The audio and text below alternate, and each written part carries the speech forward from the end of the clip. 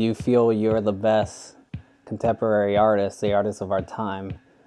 And I feel for what I do, I am, because art is such it's a thing that only you can produce.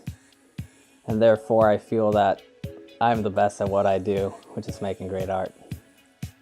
You know, when The Rock was wrestling in the 2000s, he was the most electrifying man, not because he was the best wrestler, but because he projected that persona. Next question.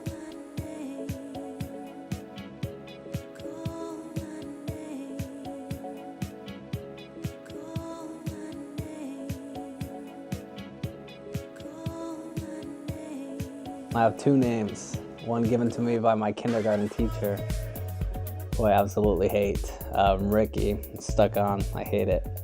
And then my other one, my real name, which was given to me by my father, who I never met, was Cesar Ricardo Garcia Candelas. I think I add at times the third to it. It's kind of cool. Cesar Ricardo Garcia Candelas third. It's all a bunch of lies. I stick to my art theory where they like you are the product more than the painting itself, so you can sell them on anything. They want a horse. You paint them a horse in your style. Obviously, they like your style because they like you or whatever. But even if you didn't do it in your style, you could talk them into liking whatever you painted.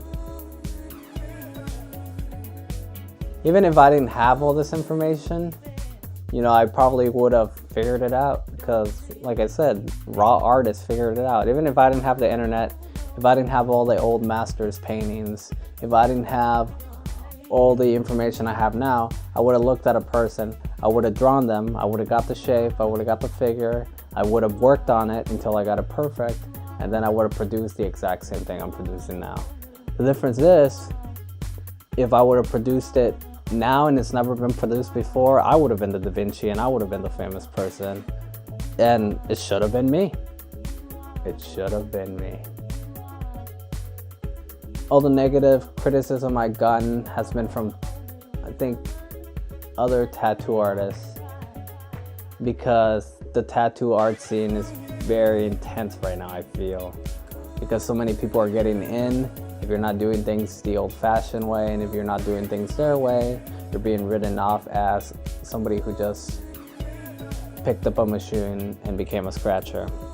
But even through them, they respected my paintings and my paperwork, but criticized my tattoo work, which is fine. I mean, I've only been tattooing for about 4.5 years, so I don't really consider myself a top-tier tattoo artist, but I do consider myself to be an up-and-coming painter who is an alright tattoo artist who will only become better because he's doing alright.